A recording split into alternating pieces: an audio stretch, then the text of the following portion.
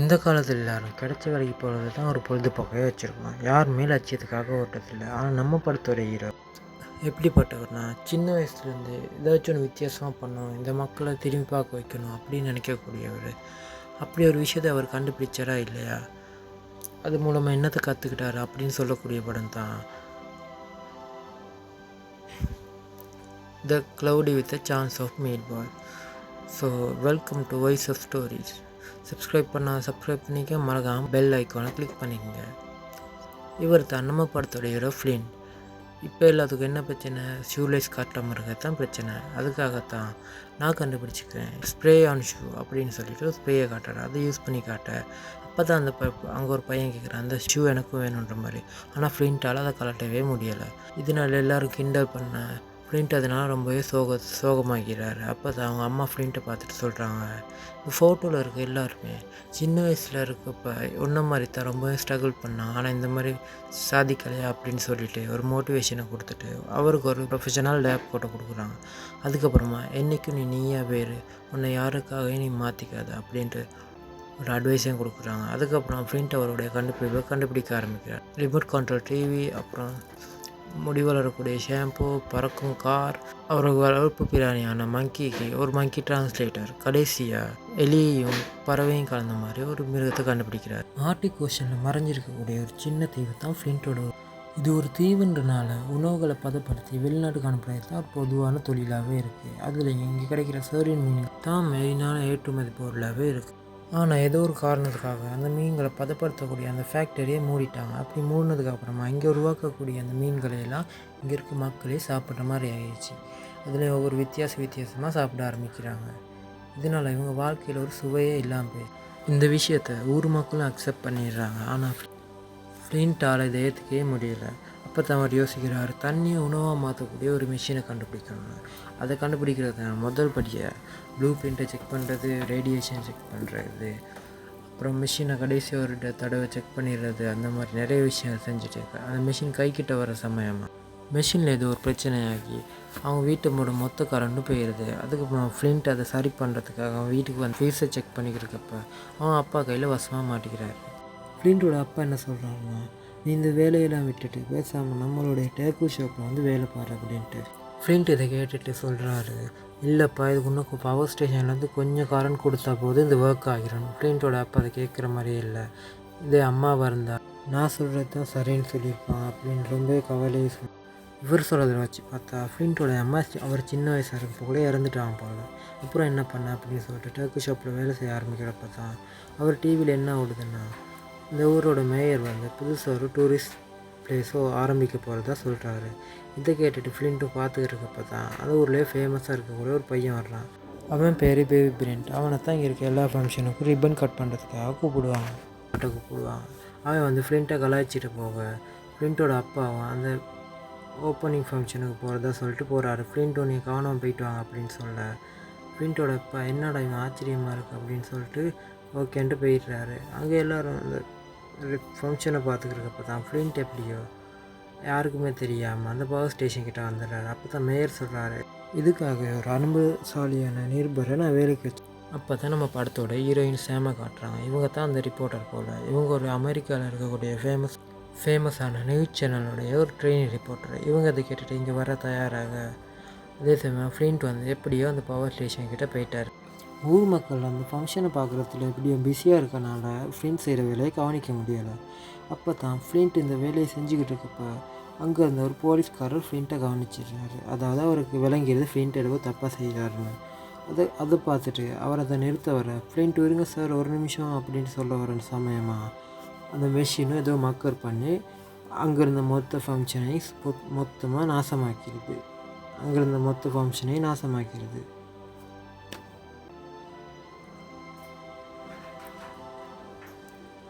இதனால் ஊர் மக்கள்லாம் சேர்ந்து ஃப்ளின்ட்டை திட்ட ஃப்ளின்ட்டும் அவங்க திட்டுறதை கேட்டுக்கிட்டு இல்லாமல் அங்கேருந்து எப்படியா தப்பிச்சு இப்படி ஆகிடுச்சு, நம்மளால் இவ்வளோ பிரச்சனை ஆகிடுச்சு அப்படின்ட்டு சோகமாக இருக்கப்போ தான் நம்ம ஹீரோயின் அவர் இருக்க இடத்துக்கு என்ட்ரி ஆகுறாங்க. அவங்க வந்து அவங்களோட வேலை இப்படி நாசமாக போயிடுச்சு அப்படின்ட்டு சோகத்தில் இருக்கப்போ தான் ஃப்ளின்ட்டை மீட் பண்ணுறாங்க. ஃப்ளின்ட்டோடைய ஷூவை காணிச்சிட்டு ஆமாம், இந்த ஷூக்கு லேஸு கட்ட தேவையில்ல, ரொம்ப அற்புதமாக இருக்குது அப்படின்னு சொல்லிட்டு ஃப்ளிண்ட்டை பாராட்டுறாங்க. அதை கண்டுட்டு ஃப்ளிண்ட்டுக்கும் ரொம்பவே பிடிச்சி போயிடுது ஹீரோயினை. அதுக்கப்புறமா அவர் வச்சு இந்த மங்கி கழுத்தில் அந்த மங்கி டிரான்ஸ்லேட்டரை பார்த்துட்டு, இதை நீயே கண்டுபிடிச்ச, ரொம்பவே நல்லா இருக்குது அப்படின்ற அவர் பாராட்டி இருக்கப்போ தான், இந்த மெஷினே நீ தான் கண்டுபிடிச்சிருக்கணும், இதுக்கெல்லாம் நீ தான் காரணம், என்னோடய வேலையும் போயிடுச்சு உன்னால் அப்படின்னு சொல்லி திட்டுறான் ஃப்ளிண்ட் அப்போ தான் ஒரு விஷயத்தை கவனிக்கிறேன். இந்த சாப்பாட்டில் வைக்கிக்கிட்ட இந்த வெஜிடபிள்ஸ், சீஸ் அந்த மாதிரியான டாப்பிங்ஸ் எல்லாம் வானத்துலேருந்து விலக ஆரம்பிக்குது. இதை கவனிச்சுட்டு ஒரு நிமிஷம் இரு அப்படின்னு சொல்லிட்டு பின்னாடி திரும்பி பார்க்க ஊரில் இருக்க எல்லா மக்களும் இந்த விஷயத்தை கவனிக்கிறாங்க. என்னன்னு பார்த்தா வானத்தில் ஒரு பிங்க் கலர் மேகம் உருவாக்கியிருக்கு. அதில் இந்த சடனாக வெறும் ஒரே பர்கர் மலையாக விழுக ஆரம்பிக்குது. இதை பார்த்துட்டு ஃப்ளிண்ட்டும் ஹீரோயின்கிட்ட சொல்கிறாங்க, இதை போய்ட்டு ஒன்று ரிப்போர்ட்டில் சொல்கிறாங்க. ஹீரோயின் அதை போய்ட்டு ரிப்போர்ட்டில் சொல்கிறாங்க. இது மூலமாக உலகம் எல்லாத்துக்கும் இந்த விஷயம் தெரிய வருது. மறுபடியும் ஹீரோயின் அங்கேருந்த மக்களும் இந்த உணவு மலையை பெய்ய வைக்க முடியுமா அப்படின்னு கேட்க ஃப்ளிண்ட்டும் ஓகேன்னு சொல்லிடுறாரு. அதுக்காக அவங்க அப்பாவோட பெர்மிஷனை கேட்டுக்கிறப்ப தான் அவங்க அப்பா சொல்கிறாரு, இதனால் எந்த பிரச்சனையும் வராதுன்னு நீ எனக்கு ப்ராமிஸ் பண்ணுறியா இருந்தால் நான் உனக்கு பெர்மிஷன் கொடுக்குறேன் அப்படின்னு சொல்கிறார். ஃப்ளிண்ட்டும் ஓகே சொல்லிடுறாரு. அதுக்கப்புறமா ஹீரோயின்கிட்ட ஃப்ளிண்ட் கேட்குறாரு, உனக்கு என்ன பிடிக்கும்னு. ஹீரோயின் சொல்கிறாங்க, எனக்கு ஜெல்லினா ரொம்ப பிடிக்கும், அப்புறம் பீனட்ஸ்னால் அலர்ஜிங்க. ஃப்ளிண்ட்டும் சொல்கிறாரு, அவருக்கும் பீனட்ஸ்னால் அலர்ஜிங்க. அதுக்கப்புறமா ஹீரோயின் கேட்குறாங்க, இதுக்கு என்ன சார் பிரச்சனை வச்சுன்னா எப்படி தெரிஞ்சுக்குவாங்க. ஃப்ளிண்ட் அதுக்கு சொல்கிறாரு, அங்கே இருக்க டேங்கோ மீட்டர் மூலமாக இந்த மெஷினில் ஏதாச்சும் ஆபத்தான அறிகுறிகள் இருந்துச்சுன்னா நம்மளுக்கு தெரிஞ்சுக்கலாம். அடுத்த நிமிஷமே அவரோட நெக்ஸ்ட் ஆர்டரையும் கொடுத்துட்றாரு. ஹீரோயின் சொல்கிறாங்க, இந்த தடவை நம்மளுக்கு ஆஃப் பாயில் மழை உலக போகுது. அதே மாதிரி ஆஃப் பாயில் மழையும் விழ ஆரம்பிக்குது.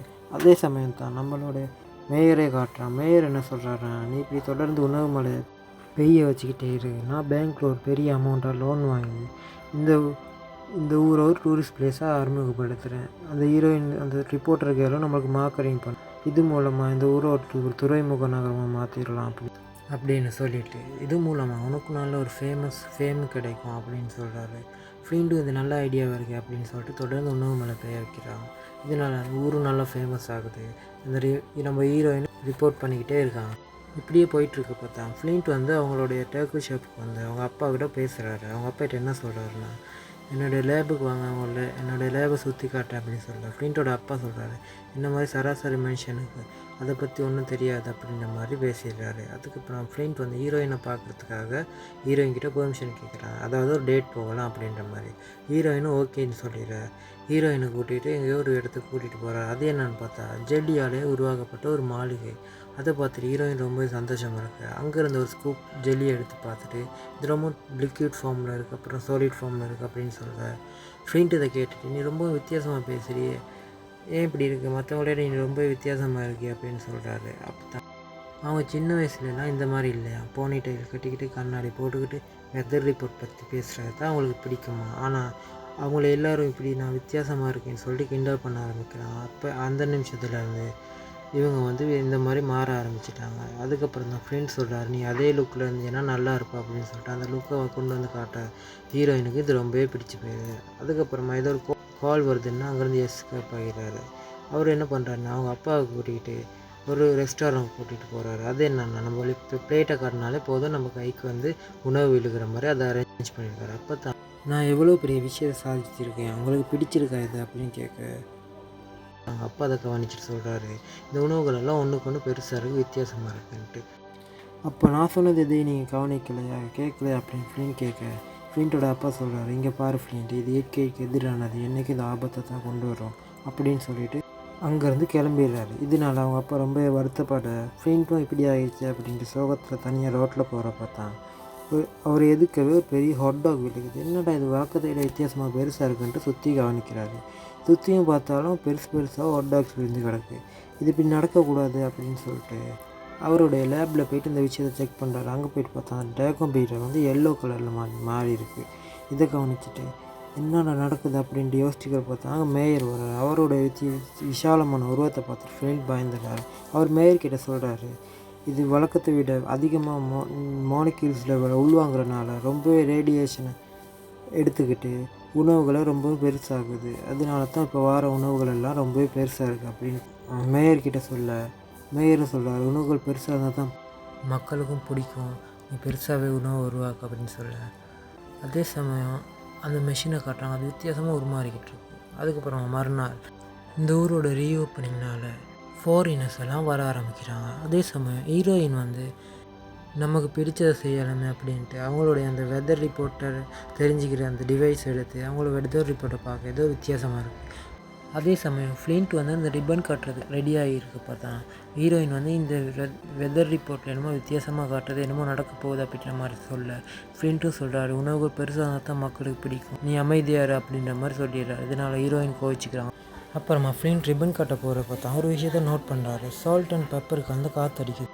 என்னன்னு திரும்பி பார்த்தா உணவுகளால் உருவாகின ஒரு சூறாவளி உருவாகியிருக்கு. இதை பார்த்துட்டு ஃப்ளின்ட் என்ன சரி பண்ணி ஆகணுன்ட்டு ஹீரோயின் பக்கமாக திரும்ப ஹீரோயின்னு முறைச்சிட்டு போயிடுறாங்க. அதுக்கப்புறம் அவர் எப்படி அவருடைய லேபுக்கு போயிட்டு அதை தடுத்து நிறுத்தலாம் ட்ரை பண்ணுறப்ப தான் மேயர் அங்கே வந்து மிச்ச நேரமாக ப்ரோக்ராம் கொடுத்து வந்திருக்காரு. இவரும் அதை கவனிச்சுட்டு இன்னும் என்னால் இதை தடுத்து நிறுத்த முடியும் அப்படின்னு ட்ரை பண்ணேன். மேயர் அவர் கையில் வச்சிருந்த ஒரு பெரிய சாப்பாடை எடுத்து அந்த சிஸ்டம் மேலே தூக்கி எறிஞ்சிடாரு. இதனால் முழு சிஸ்டமே பாலடைஞ்சு போயிடுது. இது ஒன்று தான் அந்த மிஷினோட கனெக்ட் பண்ணக்கூடிய ஒரே வழின்னு சொல்லிட்டு மேயர்கிட்ட நீங்கள் என்ன ஆர்டர் பண்ணி கேட்க மேயர் ஒரு லிஸ்ட்டே சொல்கிறார். இதை கேட்டுட்டு ஃப்ளின்ட் வானத்தை பார்க்க அந்த மிஷினை தான் காட்டுறாங்க. அது வந்து ரொம்ப வித்தியாசமாக உருமாறிக்கிட்டு இருக்கு.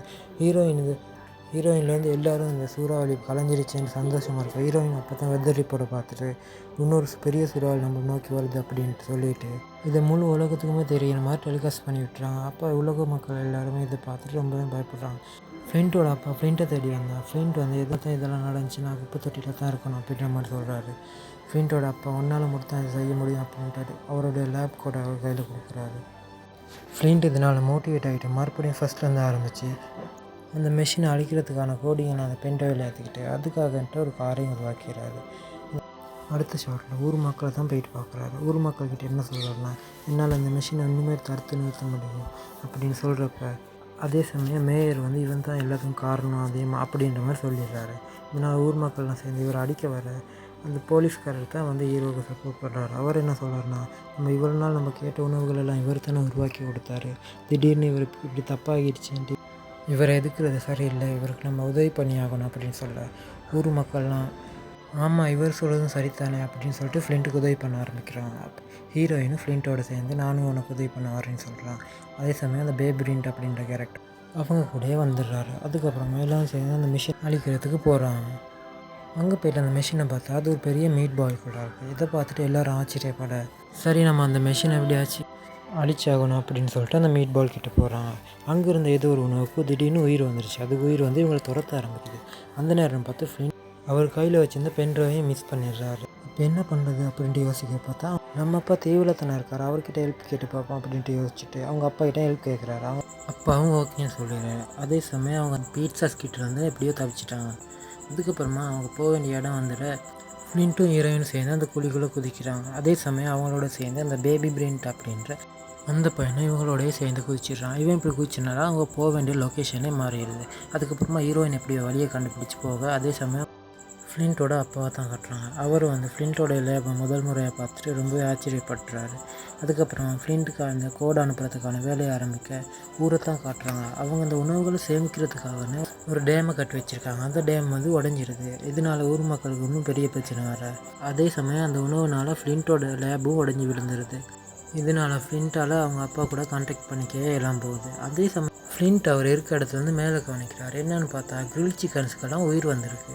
அது வந்து நம்ம பேபி பெயிண்ட்டை முழுசாக முழுங்கிற இப்போ என்னடா பண்ணுறது அப்படின்ட்டு யோசிக்கிறப்ப தான் ஃப்ளின்ட்டோடைய அப்பாவும் அந்த மெயிலை ஃப்ளின்ட்டோடைய ஃபோனுக்கு அனுப்பி விட்டுறாரு. அதுக்கப்புறமா இப்போ இந்த சிக்கன் கிட்ட மாட்டிக்கிட்டோம் எப்படி தப்பிக்கிறதுன்னு யோசிக்கிறப்ப தான் பேபி பிரெயின்ட்டை முழுவன அந்த சிக்கனுக்கு என்னமோ ஆகுது. என்னன்னு பார்த்தா அதுக்குள்ளே வந்து பேபி பிரெயின்ட் அந்த சிக்கனை கண்ட்ரோல் பண்ண ஆரம்பிச்சு இதுங்களை எல்லாத்தையும் நான் கவனிச்சிக்கிறேன், நீங்கள் எப்படியாச்சும் போயிட்டு அந்த மிஷினை ஸ்டாப் பண்ணுங்க அப்படின்னு சொல்ல ஃப்ளின்ட்டும் இதை பார்த்துட்டு அங்கே அந்த மிஷின் போயிட்டு பார்த்தா அந்த மிஷின் வந்து ஃபுல் அண்ட் ஃபுல்லாக பீனட்ஸால் உருவாக்கப்பட்ட ஒரு குழிக்குள்ளே தான் இருக்குது.